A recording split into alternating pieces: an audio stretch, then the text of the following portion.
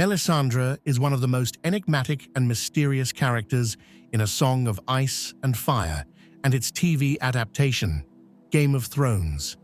Cloaked in red robes and known as the Red Woman, she exudes an air of unearthly beauty and danger. Her striking appearance is a key aspect of her allure. Tall and graceful, with fiery red hair that seems to shimmer in the light, her pale skin almost luminescent against the crimson fabric of her attire. Her eyes, often described as red or copper, hold an intense, almost hypnotic power, and her voice is soft yet commanding, able to instill fear or rapture in those who hear her speak. Her beauty, however, is not merely superficial. It serves as a mask for something far older and more dangerous. Melisandre's seemingly ageless appearance is one of the many mysteries surrounding her. In the books, it is heavily implied that this youthful facade is maintained through powerful glamours, magical illusions that hide her true form, which may be far more ancient and withered than what others see. Her otherworldly aura and her mastery of sorcery, particularly the ability to wield fire, give her an almost divine presence. Yet this beauty is as much a weapon as her magic. She uses it to manipulate and seduce, drawing people into her orbit, especially men like Stannis Baratheon, whom she convinces is the prophesied Azor Ahai reborn. Melisandre's early life began in the grim reality of slavery in Essos. She was known as Melanie of Lot 7 during her youth, sold into servitude to the Temple of R'hllor at a young age, which was before the fall of the Valyrian. Her service in the Red Temple eventually led her to the city of Asshai, a place known for its dark sorcery and esoteric practices. It was here that she was initiated into greater mysteries of her order.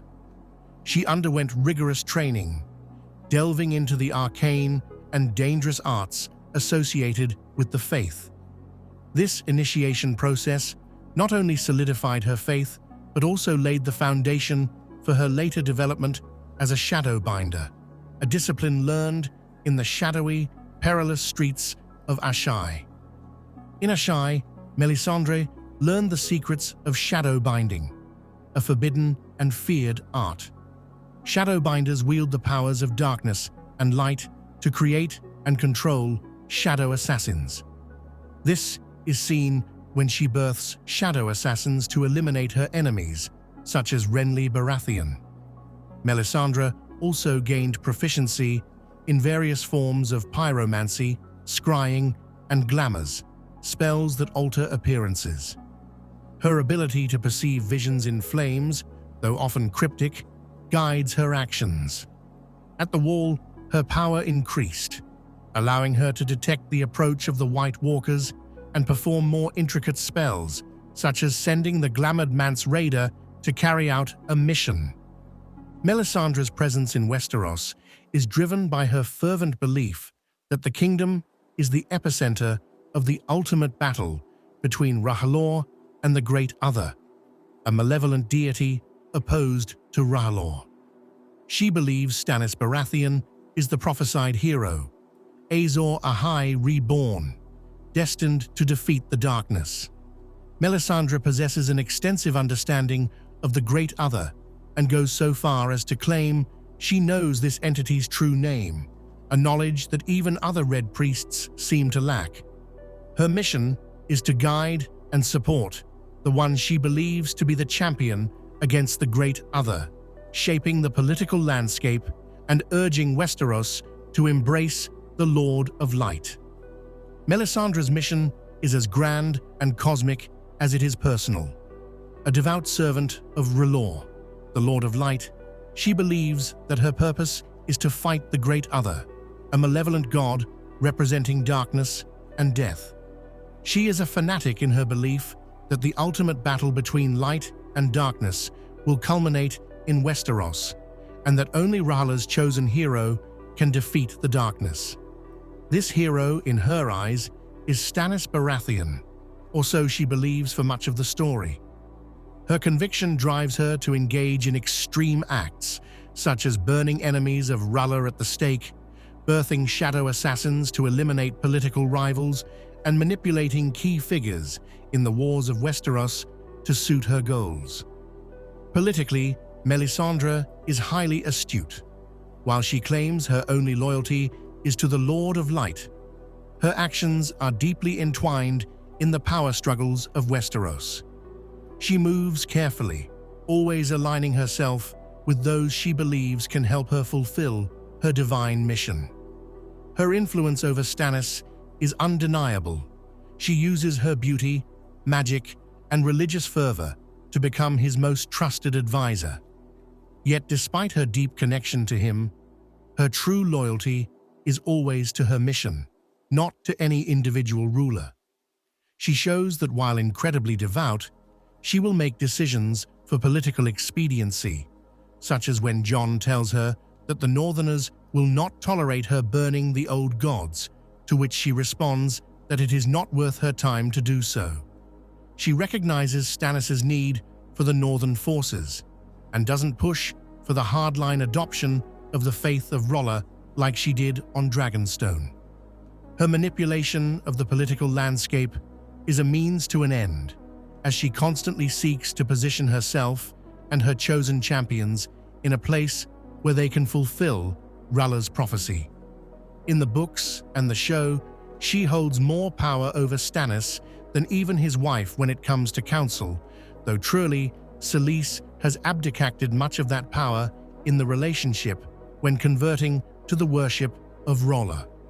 Whether it's guiding Stannis or later, in the show, Jon Snow, Melisandre adapts her strategy based on who she believes can defeat the darkness. As for her power, Melisandre's abilities are formidable and multifaceted. She can summon fire with ease, scry the future through the flames, cast glamours to change appearances, and control shadow assassins born from her own body. One of her most striking powers is her ability to perceive visions in the flames, although these visions are often cryptic, and her interpretations are not always accurate. The birth of the shadow assassin that kills Renly Baratheon is one of the most terrifying displays of her magic, revealing the extent of her connection to dark and forbidden arts. And her mysterious mastery of the arcane doesn't stop there. The question of whether Melisandre is fully human is a point of fascination for both readers and viewers. In the books, it is suggested that her long life and magical prowess have transformed her into something other than mortal. She claims to have lived for centuries, and the glamours she uses to mask her true appearance hint at a far older, more decrepit form beneath the surface. Her service to the Lord of Light has seemingly extended her lifespan far beyond what is normal, and her use of fire magic, glamours, and shadow binding place her among the most powerful and otherworldly figures in the story. Some fans speculate that she may be more akin to a magical entity or even a priestess who has transcended humanity through her devotion to R'hllor. We know that she is able to cast a glamour over Rattleshirt to make him look like Mance, so that when he is burned, everyone thinks it's Mance Rayder who has died. Consequently, she has glamoured Mance to look like Rattleshirt, but her manipulation over physical appearance does not end there. In the show, she wears a magical choker that seems to glamour her appearance from an old hag into an attractive, vital woman of her 30s. And this choker appears to be keeping her alive as she turns into dust after taking it off after the Battle of Winterfell against Night King's forces. This doesn't explain how she was able to participate in many activities that are not the province of old women, like riding horses while traveling with medieval-era armies, but we will digress in that part with regards to the show. But if we look at the book's application of such magic, we can see that her appearance is not just glamored due to being to keep up with marching armies, as well as in taking part of the vigorous rituals necessary to create a shadow baby. Furthermore, if we look at the fact that she almost never sleeps to avoid mystical invasions of her dreams and actually experiences a burning pain that is also pleasurable, in strange way to her, we can assume that her physiology has been altered into something more than human. While we don't exactly know what this process entails, we can look at it as something akin to Valyrian blood magic, which fundamentally altered them in such a way as to make them physically distinct from other humans, with silver hair and purple eyes. Melisandre herself has gone down such path, her powerful magical altering her over the centuries into something more than human. Not immortal, of course, but able to function in conditions that would drive normal humans mad, for who could get by for weeks on end with no sleep?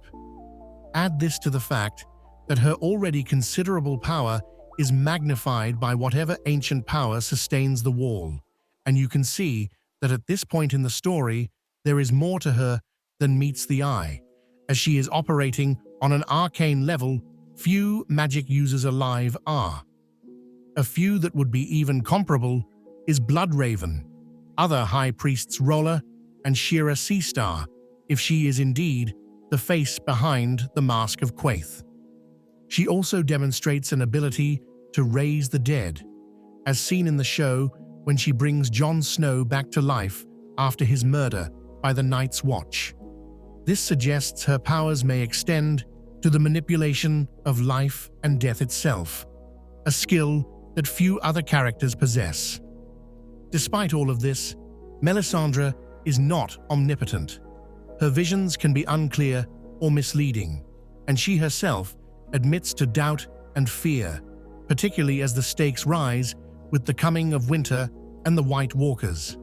While she claims to know the true name of the Great Other, in a vision she sees a boy with a wolf's head who most agree is Bran Stark, and wonders if he is indeed the Great Other.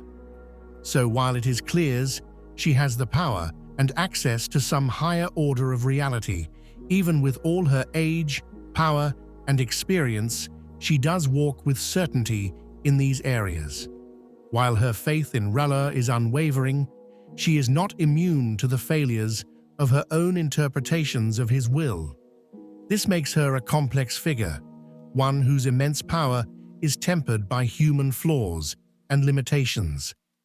There are notable differences between Melisandre in the books and her portrayal in the show. In George R.R. Martin's novels, her enigmatic nature is far more pronounced. She is portrayed as a figure of deep mystery and ambiguity, and her true motivations and origins remain largely hidden. The books offer a glimpse into her thoughts and insecurities, showing that while she is powerful, she is also fallible, sometimes misinterpreting the visions R'hllor sends her. In contrast, Game of Thrones offers a more straightforward depiction of her character, with many of her internal struggles and moments of doubt either omitted or minimized. For example, in the show, she is more openly regretful of her mistakes, such as the burning of Shireen Baratheon, whereas in the books, her fanaticism appears more unshakable, at least for now. Another major difference is her relationship with Jon Snow. In the books, Melisandre becomes increasingly interested in Jon, believing that he may have a larger role to play in the prophecy of Azor Ahai, but her interactions with him remain more subtle. In the show, however, her role in Jon's resurrection makes her a key figure in his storyline, tying her fate more directly to his. In both versions, however, Melisandre's purpose remains rooted in the same overarching mission: to serve R'hllor, defeat the Great Other, and ensure that light triumphs over darkness. Whether in the form of a beautiful and mysterious woman or a centuries-old sorceress cloaked in glamours, Her role in the battle for Westeros and the fate of humanity is one of immense importance, and her presence continues to be a source of fascination, fear, and power in both the books and the show.